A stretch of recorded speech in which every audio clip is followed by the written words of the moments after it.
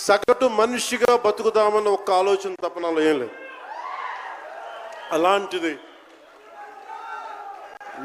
నేను పొద్దున ప్రెస్ మీట్లో రత్నం గారి గురించి మాట్లాడాను. ఇప్పుడు మీకోసమే మాట్లాడతాను, నా అభిమానుల కోసం. ఈరోజు నేను ఇక్కడ నిల్చున్నాను, పడి లేచాను, పడుతూనే ఉన్నాను, లేస్తూనే ఉన్నాను. దానికి కారణం ఒకరే, మీరే.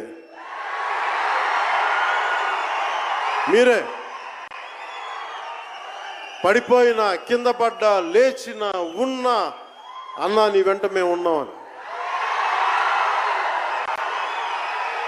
నా దగ్గర ఏమన్నా ఆయుధాలు ఉంటాయా? నా దగ్గర ఏమన్నా గుండాలు ఉంటారా? నా దగ్గర ఎవరు లేరు, గుండెల్లో ఉండే మీరు తప్ప.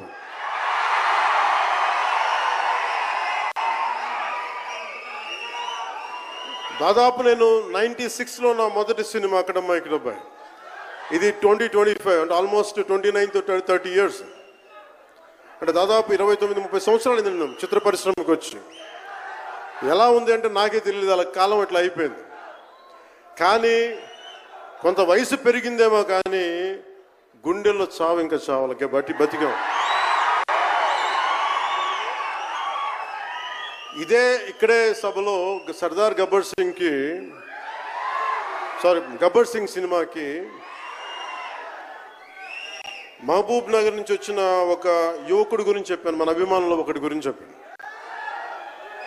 అన్నా నువ్వేమి ఇవ్వదు, ఒక హిట్ ఇవ్వన్నా చాలని.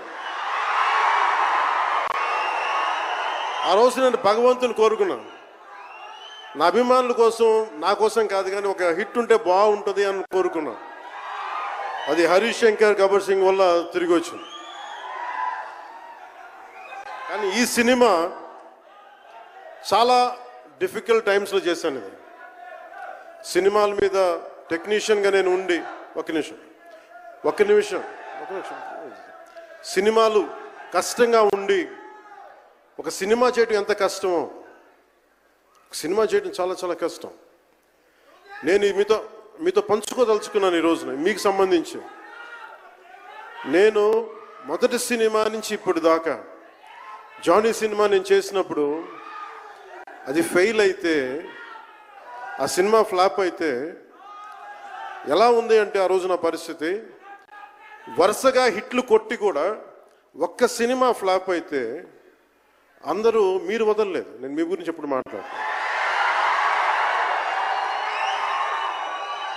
అంటే ధనం మూలం మిదం జగత్ అంటాం. అంటే అన్ని బంధాలు, కార్ల్ మార్క్స్ చెప్పిన అన్ని బంధాలు ఆర్థిక బంధాలని సినిమా పరిశ్రమలో మరింత బలంగా తెలుస్తాయి. నా రెమ్యునరేషన్ ఇచ్చేసాను అని నా దగ్గర అంతమించి డబ్బులు లేవు. కానీ ఆ రోజు నుంచి ఈ రోజు దాకా ఒకటైతే మార్పు జరిగింది. నేను చిత్ర పరిశ్రమ హిట్స్, ఫ్లాప్స్ ఇవన్నీ వదిలేసి నేను ఒకటే నమ్మాను, నా అభిమానులు నాకున్నారు, నన్ను ప్రేమించేవాళ్ళు ఉన్నారు. డబ్బుకి ఎప్పుడు నేను ప్రాధాన్యత ఇవ్వను. నేను ఇచ్చింది బంధాలకు ప్రాముఖ్యత ఇచ్చాను. మనిషి నుంచి మనిషి బంధం. నా గుండె నుంచి మీ గుండెకి 2 గుండెల దూరం అంతే. నేను ఏమి కోరుకోలే, చాలా కష్టాల్లో ఈ సినిమా చేశాం. పేరుంది, ప్రధానమంత్రి గారి దగ్గర నుంచి అందరు తెలుసు. కానీ దానివల్ల డబ్బులు రావు, మనకి డబ్బులు వచ్చే సినిమానే రావాలి. కానీ సినిమాని ఎలా చేస్తాం, మిమ్మల్ని రంజింపజేయాలి, మిమ్మల్ని ఆనందింపజేయాలి. మనకి ఖుషీ లాంటి సినిమా తీసిన ఏం రత్నం గారు ఎప్పుడో 2017లో ఎప్పుడో సినిమా వచ్చి మీరందరూ తిడతా ఉంటారు కదా నన్ను, ఎంతసేపు రీమేకులు చేస్తావు అని. కరెక్ట్, ఏం చేయమంటారు చెప్పండి. మనకెవరు పెద్ద పెద్ద దర్శకులు లేరు. మన కింద నుంచి వచ్చిన వాళ్ళం. మనకి ఒక్క నిమిషం,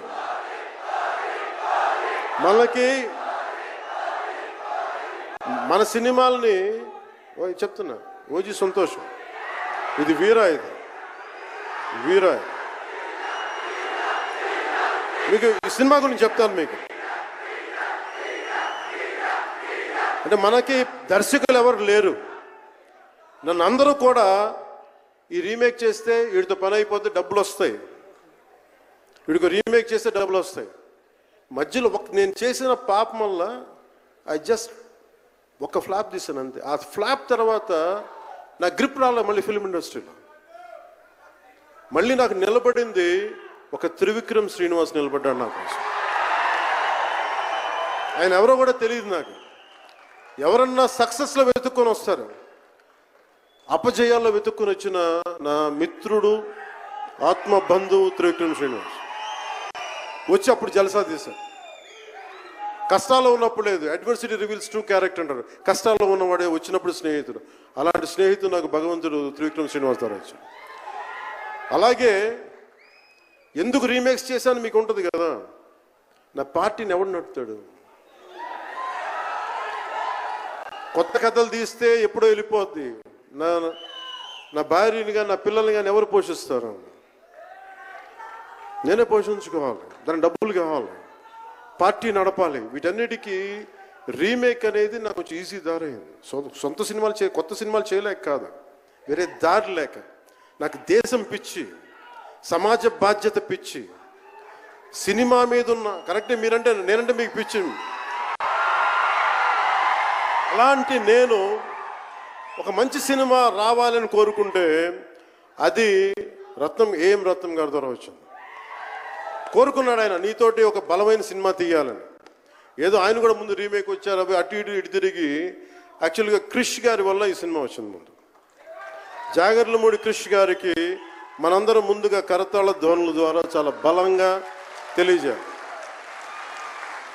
ఆయన ఒరిజినల్ ఫౌండేషనల్ వర్క్ మీద ఇది ముందు. వ్యక్తిగత కారణాలు, కొన్ని ప్రొఫెషనల్ రీజన్స్ వల్ల మధ్యలో ఆయన వెళ్ళిపోవాల్సి వచ్చింది. ఈ సినిమాకి 2 కరోనా ఇది వచ్చినాయి, 2 కరోనా వేవ్స్ కొట్టినాయి. దాని మధ్యలో నలిగిపోయింది సినిమా.